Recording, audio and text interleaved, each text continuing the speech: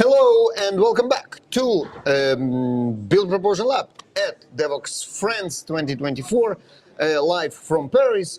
My old friend from many years ago, Henry Gomez, is here with me. Welcome, Henry. It's been like 5 years since we saw each other, way pre-COVID, I think. Yes, exact. And it's good to reconnect. It's good to have you here. The topic that you mentioned that you want to talk about is supply chain attacks in CI/CD space and pipelines, and this is something that kind of takes me back a year and a half ago to my JFrog days. Yes. But also very relevant for the stuff that we are doing in Gradle, especially with the build metadata, build scans, and this kind of stuff. So let's dig into it. I think we will have a fascinating discussion. So tell me a little bit about what you are doing and why this topic is dear to your heart those days. For years I was a fan about CI/CD. Yep. In the day, the focus was mainly about code quality. Then we moved slowly to testing. Then we moved to delivery. So CI, testing, and CD. And nowadays, I mainly focus about how to protect the CI/CD chain. Why? Because sadly we are in war. Not necessarily said, but we are in war, and we should lose some kind of innocence, because, and we see recently with the XZ affair, we were very lucky to not be infected. Yep. So the question today is not if we'll be under attack, when we'll be attacked. Yep. So prepare ourselves. So just for people who might not be familiar, what supply chain attack is one of the vectors that in the information security space. What exactly is a supply chain attack? You have many ways to do supply chain attack. You have one way. You corrupt your CI chain to exfiltrate data.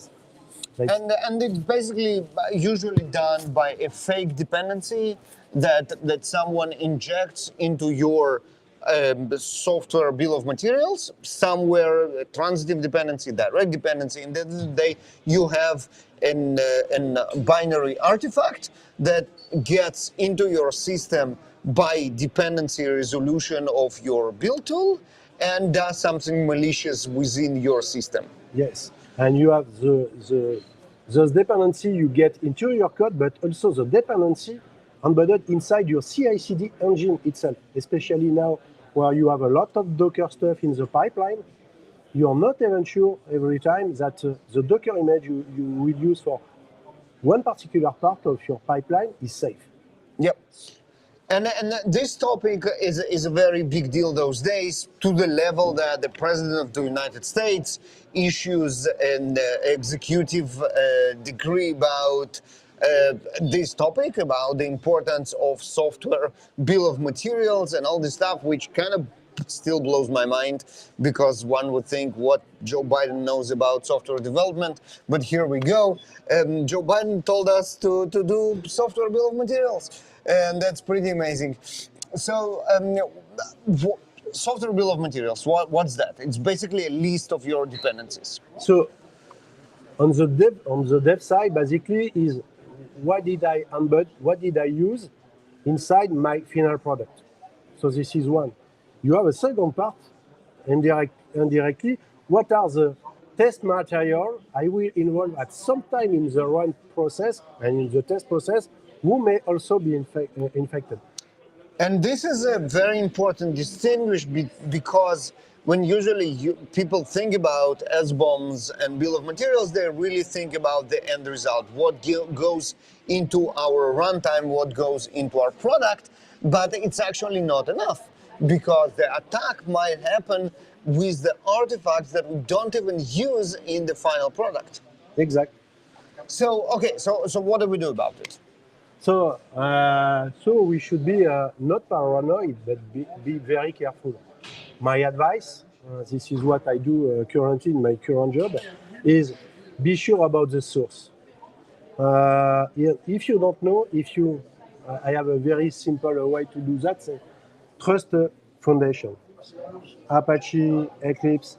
There is a strong. There is a lot of reviewer. There is a strong community. You you're in better way and more confident in the quality and the audit and review about the stuff. Yeah, absolutely. So trusting the source is very, very important. But the question is, a lot of the times, how can you know the source of your dependencies, especially when we are talking about transitive dependencies? Right, it might be very obscure, and especially, for example, with certain build tools like Maven, it is a discouraged practice, but it's still technically possible to have your dependencies declare third-party sources to bring their dependencies that you are not even aware of, and it's obviously a very, very big issue. And thankfully, there are tools like, for example, build scan from Gradle that you can run even if you run a Maven build or a Gradle build or a SBT or Bazel or whatever. It will give you not only the list of dependencies that you are using, but also the list of sources where all those dependencies come from. And that might be one of the ways to get to the list of sources and then ask the questions, do you trust those sources or not? You can based on this list, so you don't discover lately transitive dependency. You could use a principle of checklist, whitelist. Those are I'm confident on those. For the other, I challenge. Yeah, the problem with whitelists is that it's very limiting during the development process, because I would imagine that usually those whitelists are comprised by your information security team that might not be as responsive as developers expect them to be. For example, I now write code and I discover that I need a dependency, a new dependency that does exactly what I need it to do, but I cannot use it before it was approved by my information security team. That might take a week, and this week I actually cannot move forward because I cannot do anything. So whitelists have their own disadvantages. Is there a way to overcome that? It's complicated because here we mix the long run for the security team. We need time to investigate, and in this particular part of software engineering, this is not their business. They are more minded in the run. So using they might need time to, and this is what you say. Huh? I need the artifact today and not in 2 weeks. I will be out of delay. That's why you should try as possible to. You have to wait. You could trust or check later on. You could say, okay, I don't prevent you to do a sensible build, but by the end I will check. Yeah, so I think this is very much the way that it can satisfy both ends, right? You can say in development, use whatever you like. We will do as much as possible automated checks with stuff like, for example, JFrog X-Ray. It's a great tool to automate some of those checks, but they are not 100% always true and accurate. So before we actually go to production, when we are talking about CI/CD pipelines, we will enforce harsher rules, and we will take more time to check before those artifacts actually get to our production servers and our users get to use it. So in development, a little bit more relaxed to allow you to move faster, and then in production, in your delivery pipelines, maybe a little bit more strict rules and strict enforcement. If I follow a liquid approach, I would say deliver everything and validate and keep only what was approved. Because when you speak about security, there is a potential security and an applicable security. I could have a part of the code, a part of a component, especially in the Docker world. See, there is a leak with a curl, for example, but my code don't use curl. So I am at risk, really not. there is a risk about SSH on this distribution of used by. I want SSH using this way. So this is where the software engineer should be helped and work with a security engineer and distinguish between the theory and the applicability of it. Yeah, and that's again something that I know our friends in JFrog are working on.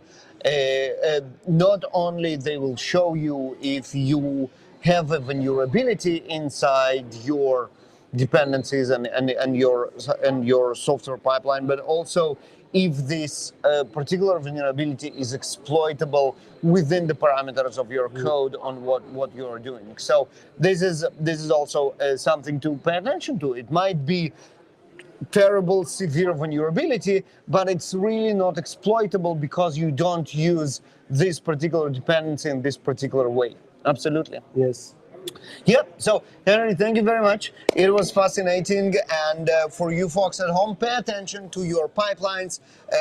Supply chain attack is something that is in the news lately. And that means that not only we pay more attention to it, but also hackers pay more attention to it, to those kind of attacks, and find new and creative ways to exploit it. So we really need to be on high alert there. And with that, stay tuned for more episodes of Build Propulsion Lab at Devoxx France 2024. We will get back very, very soon with you with new guests. Thank you very much and bye-bye.